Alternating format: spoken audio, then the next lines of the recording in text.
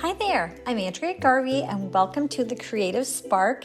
Every week, I'm going to share a simple 10-minute practice to help you return to your sketchbook or your art journal and make space for creativity in your everyday life. I hope you enjoy them and I'll see you in the studio.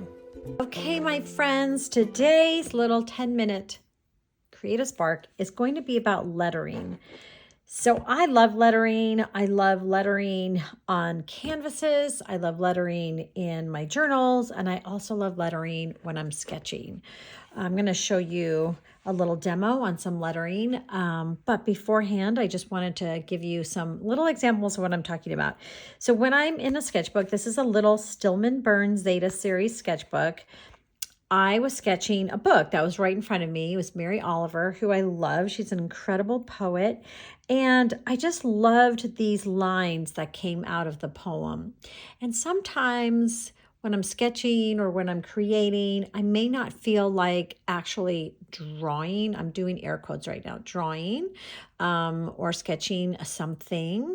But I love lettering. It's a really cool way to still have your mind kind of be in the flow of being creative. And I'm looking at my letters like they're shapes. I'm not really looking at my letters like they're words until they're all put together.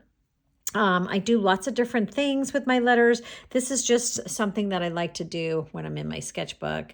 And I have another page here. So this one is once I'm done with a sketch, here are some forget-me-nots. Then I also like to spend a little time to just do some type, do some copy, and forget-me-nots I've done this same kind of way. And then there's another one I had in here. Okay, right here.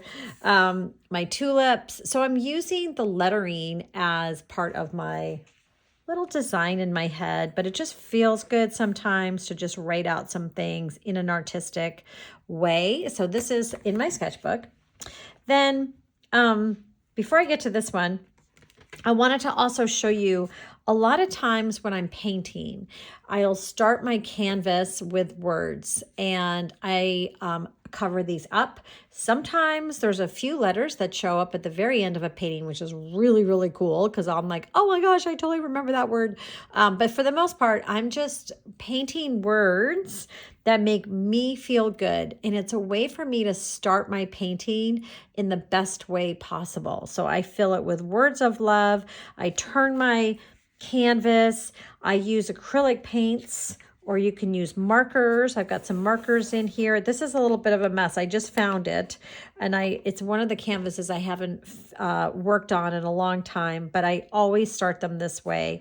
And it's just a great way to break open a white space that could be a little bit, well, a little nervous for you maybe because it's a big white canvas, but try words. It's really fun. There's zero judging because you're going to cover it up. Zero judging. Just start with putting words that you really like. And again, you'll look at these now more like they're shapes than you are the letters and what they're saying, and then it all comes together. So this was really fun. I wanted to show you that. And then this is a style that I wanted to do a little demo for you on. But it is a style of lettering. Oh, and I have two other things to show you that came from an artist that I took some classes with who I think is fabulous. So credit to her, and I'll link to her in the description. Her name is Tisha Moore, and I took one of her classes probably 10 years ago, and she taught us a lot of lettering tricks. And this is one of them that I'm going to demo for you through her. And then this is another page. I have two pages here to show you in my art journal. This is very Tisha Moore style. So if you like this look, you might like her creative. In fact, these I think might even be some of her cutout copy. You can buy copies of her work and then use it for collage. She's a huge art journaler, so big in the industry. So that's just another way of doing lettering. And then this was another one I did of Amanda Gorman, and when she did her beautiful speech in 2021. And so I just did this type of lettering too. So think about some of your spaces that you might have in your art journal and you want to fill in. This is a great way to do it. All right, so let me just move this aside, and I'm going to get my art journal and a quote, and we are going to do something similar, and I'm going to teach you a little trick, and you're going to love it every time. This is a Ranger Dilutions art journal, and I just did a few lines like a roller coaster. Think like a roller coaster, up and down. They're not perfect. That's totally fine. Don't worry about that. You can erase these lines later too. But one thing Tisha taught, which was great, was that when you're looking at a quote, so I see this in front of me, but pretend this is just a written quote that you see in a book or anything you want to do, is that you do the first letter and you do the last letter of your quote, your line, whatever, because then you can start to figure out how to fit it all in, because that is something that can stump people a lot. One of my very first jobs, but a job I had in college. This is a funny story. Also, I'm going to use caps and I'm going to use upper and lowercase because it makes it a little bit more fun. It takes out the actual letter feel, and then these also become more like shapes. So I feel that. So now I have all of this room to make that happen. And now I want to be thinking about, all right, let me put in this first T here. I've got the second T here. And it kind of gives you this room to play with. And I'm going to mix it up a little bit from the other one. So I'm using this roller coaster as my guide. I'm doing an I feel that. And I could even put a little tiny heart in there if I felt like that space was too big. You could take your L and really stretch it out. So there are things that you can do to kind of smush around some of your letters. So I'm just going to enhance some of these. That actually, I screwed this one up. All right, we're going to fix this guy because look at it. I kind of made it a L. So I don't know what I was thinking. I was chatting too much. That's what was happening. Okay, so anyway, let's get back to business. So I love that tip that Tisha taught. I use it a lot. And what I was saying was one of my very first jobs I had in college was this is going back a ways, was to write the menu of what they were eating in the cafeteria. So hold on. There is nothing. So I'm starting with the T and I forgot. I want to add my G here. So we're on a roller coaster. So the lines are kind of thin. So it's going to be a little tiny G. Anyway, that was one of my very first jobs, and I did it on poster board, and I would go back to my dorm room and I would probably get charged. I probably got paid like $2 an hour. And so now I'm just thinking about my is.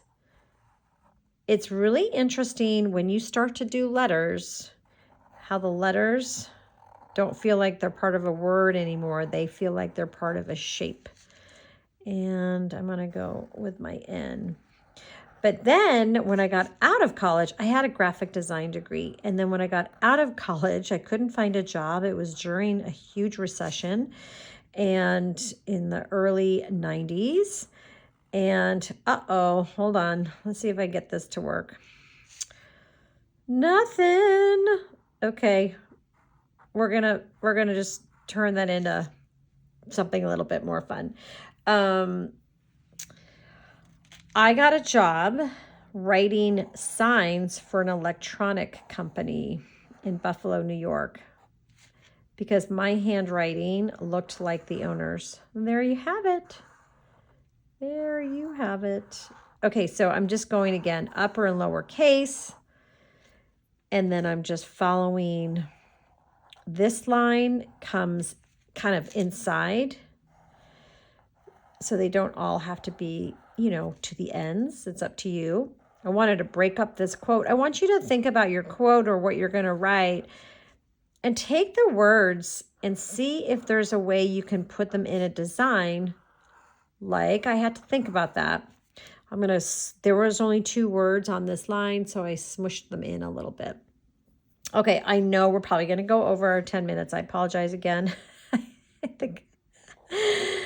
I think like every week you're going to be like, okay, you're like 15 minutes, but I'm trying to make it 10. Okay, so now I'm going to do artistic. So I'm going to put my C at the end here. This is a great tip. So thank you, Tisha, for this, because it is really one that I use a lot when I'm, playing around with my letters and I want to make something cute if I'm sending a card or doing something like that. So let's say you had a really fun quote. You could turn this into this design and you could turn that into a greeting card. I feel there's nothing more truly artistic than to love people.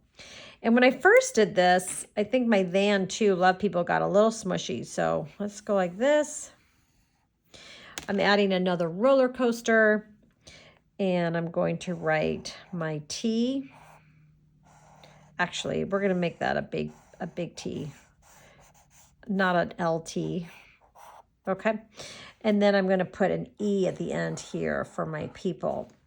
Now I want to make sure that than to love people are 4 words. People is the longest word. This is what I mean when you start to kind of just think about, okay, I can make this than smaller. I always start to look at letters and go, that doesn't even look like an H. What is that word? Sometimes you can even do your little 2s, like you can make them smaller like this. That's always interesting. It kind of sticks out. I want to make sure that I can fit love and people. So I'm going to stick my P right here. This is a little trick just to kind of make that. It's probably not giving me a ton of room there, by the way, but let's just see if we can get this done. Love. And then people, it's going to be tricky. It was tricky last time I did this too, so I should have known better, but we will make it work. And then I have the beautiful artist Vincent van Gogh that you could write in any style you wanted. You could just go alongside this roller coaster and have fun with it. The whole purpose of lettering is it's another way of being creative and having fun. And if I had lots of time and I wasn't filming this, then I would go back in and I would start to thicken up some of my lines and then take it from here and just, put a little color on the left, outline the artistic with the white signal ball. Whatever you want to do is fine. I just wanted to show you her technique because it really is something that I remembered so much from when she was teaching and doing art journals. So I hope you enjoy that. I hope you try it. Let me know if you have. You can go give Tisha some love, and I will link to a free art journaling class that's just all the fun that you can have with art journaling. But I also want you to remember, think of lettering as a thing you could do on your canvases. Think of lettering as something you can do inside your art journal on different pages. And also don't forget about the lettering in your sketchbooks too. Okay, you guys, I would love for you to subscribe and I will see you next time. Bye-bye.